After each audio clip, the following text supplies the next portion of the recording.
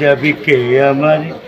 ঝালকাঠির নলছিটিতে নির্মম হত্যাকাণ্ডের শিকার হয়েছে মানসিক ভারসাম্যহীন এক যুবক। রোববার রাতে উপজেলার খাগড়াখান গ্রামে নিজ বাড়ির সামনের সড়কে এ ঘটনাটি ঘটে। নিহত ইকবাল হোসেন ওই গ্রামের মৃত আজহার আলী হাওলাদারের ছেলে। নিহতের ভাই আনসার আলী হাওলাদার জানান, রাত ৯টার দিকে প্রতিবেশী রাজ্জাক শিকদার ইকবালকে বাড়ি থেকে ডেকে নিয়ে যায়। কিছু সময় পর রাজ্জাকের বাবা রশিদ শিকদার বাড়িতে এসে পরিবারের সদস্যদের জানান, দুর্বৃত্তরা ইকবালকে কুপিয়ে ফেলে রেখেছে। শিকদার বাড়ি রশিদ শিকদারের পোলা রাজ্জাক শিকদার, ও লাল একটা জামা গায়ে দিয়ে এই জায়গায় যাইয়া ইকবালের ডাকিয়ে লইয়ে যে কালে এই পর্যন্ত লামছে, এই কালে আমি ডাক লইছি যে তুই যাও কই। এবার কয় কি আমি যাই আপনার লাগে পান কেনতে টৌকুয়াটি মুখে টৌকুয়াটি, তুই রাজ্জাককে লাগে যাও কা, তুই যে যাও এই কেনা দিয়ে তুই ওখানে দিয়ে যাও কা, ও রাস্তায় কোনো মানুষজন নাই ওখানে যাও কা।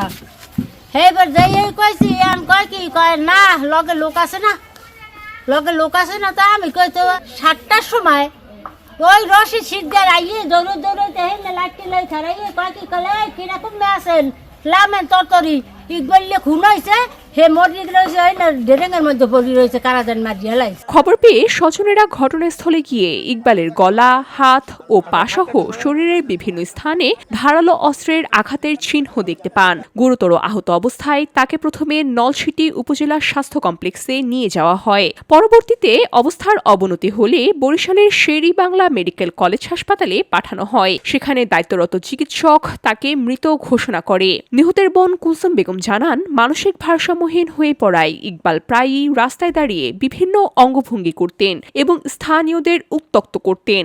এ কারণে অতীতে কয়েকবার তাকে মারধরের ঘটনা ঘটেছে। এ বিষয়ে নলছিটি থানার অফিসার্স ইনচার্জ আরিফুল আলম ঘটনার সত্যতা নিশ্চিত করেছেন। তিনি জানান, হত্যাকাণ্ডের ঘটনায় পুলিশ তদন্ত শুরু করেছে। ময়নাতদন্ত শেষে মরদেহ পরিবারের কাছে হস্তান্তরের জন্য প্রক্রিয়া চলছে। তদন্ত শেষে জড়িতদের বিরুদ্ধে আইনগত ব্যবস্থা নেওয়া হবে বলেও উল্লেখ করেন তিনি। VOD Bangla news desk.